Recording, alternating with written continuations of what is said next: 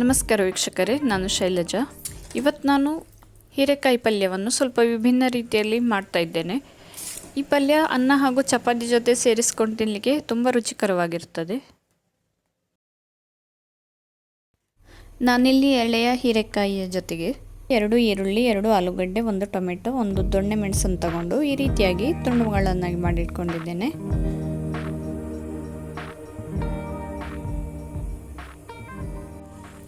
ಈಗ ಒಗ್ಗರಣೆಗೆ ಬಾಣಲೆಯಲ್ಲಿ ಸ್ವಲ್ಪ ಎಣ್ಣೆ ತಗೊಂಡು ಅದಕ್ಕೆ ಸಾಸಿವೆ, ಉದ್ದಿನ ಬೇಳೆ, ಕೆಂಪು ಮೆಣಸು ಹಾಗೆ ಕರಿಬೇವು ಹಾಕಿ ನಂತರ ಈರುಳ್ಳಿಯನ್ನು ಹಾಕ್ತಾ ಇದ್ದೇನೆ.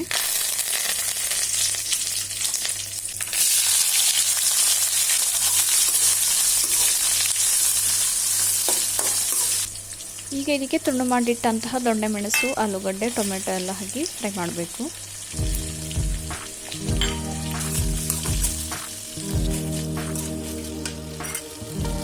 ಇದು ಸ್ವಲ್ಪ ಫ್ರೈ ಆದ ನಂತರ ಇದಕ್ಕೆ ಸ್ವಲ್ಪ ಅರಶಿನ, ಸ್ವಲ್ಪ ಖಾರದ ಪುಡಿ, ಸ್ವಲ್ಪ ಉಪ್ಪು ಹಾಗೆ ಸ್ವಲ್ಪ ಗರಂ ಮಸಾಲನ್ನು ಕೂಡ ಸೇರಿಸ್ತಾ ಇದ್ದೇನೆ. ನೀರು ಹಾಕದೆ ಹೀಗೆ ಸ್ವಲ್ಪ ಫ್ರೈ ಮಾಡಿದರೆ ಪಲ್ಯ ತುಂಬ ರುಚಿಯಾಗಿರ್ತದೆ. ಹಾಗೆ ಹೀರೆಕಾಯಿ ಕೂಡ ಬೇಗ ಬೇಯೋದ್ರಿಂದ ಇದನ್ನು ಈ ರೀತಿಯಾಗಿ ಫ್ರೈ ಮಾಡಿದರೆ ಒಳ್ಳೆಯದು.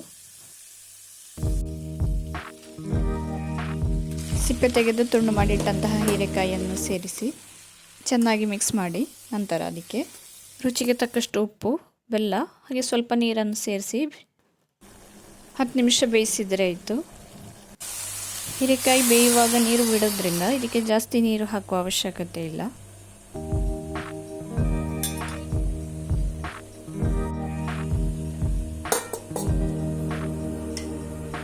ಇದರ ನೀರು ಆರುವವರೆಗೆ ಇದನ್ನು ಬೇಯಿಸಿದರೆ ಸಾಕಾಗ್ತದೆ. ಬೇಕು ಅಂತಾದಲ್ಲಿ ಮಾತ್ರ ನೀರನ್ನು ಸೇರಿಸಿ. ನೀರೆಲ್ಲ ಆರಿ ಪಲ್ಯ ಚೆನ್ನಾಗಿ ಬೆಂದಿದೆ. ನಾನೀಗ ಇದಕ್ಕೆ ಸ್ವಲ್ಪ ಕಾಯಿ ತುರಿ ಹಾಗೆ 1 ಕಪ್ಪು ತುಂಡು ಮಾಡಿಟ್ಟಂತಹ ಕೊತ್ತಂಬರಿ ಸೊಪ್ಪನ್ನು ಸೇರಿಸ್ತಾ ಇದ್ದೇನೆ. ಬೇಗನೆ ಮಾಡಬಹುದಾದಂತಹ ಪಲ್ಯ ಇದು. ಜಾಸ್ತಿ ಟೈಮ್ ಏನು ಬೇಕಾಗಿಲ್ಲ ಇದಕ್ಕೆ. ಗಸಿ ಅಥವಾ ಕುರ್ಮದ ಬದಲಿಗೆ ಈ ರೀತಿಯಾಗಿ ಪಲ್ಯ ಮಾಡಿದರೆ ನಿಮಗೆ ಅನ್ನದ ಜೊತೆ ಹಾಗೂ ಚಪಾತಿ ಜೊತೆ ಸೇರಿಸಿಕೊಂಡು ತಿನ್ನಲಿಕ್ಕೆ ತುಂಬ ರುಚಿಕರವಾಗಿರ್ತದೆ. ಆಲೂಗಡ್ಡೆ, ಈರುಳ್ಳಿ, ದೊಣ್ಣೆ ಮೆಣಸು ಎಲ್ಲ ಹಾಕಿ ತುಂಬ ಟೇಸ್ಟ್ ಇದೆ ಈ ಪಲ್ಯಕ್ಕೆ. ನೀವು ಈ ರೀತಿಯಾಗಿ ಪಲ್ಯ ಮಾಡಿಲ್ಲ ಅಂದರೆ ಒಂದ್ಸಾರಿ ಟ್ರೈ ಮಾಡಿ ನೋಡಿ, ತುಂಬ ರುಚಿಯಾಗಿರ್ತದೆ.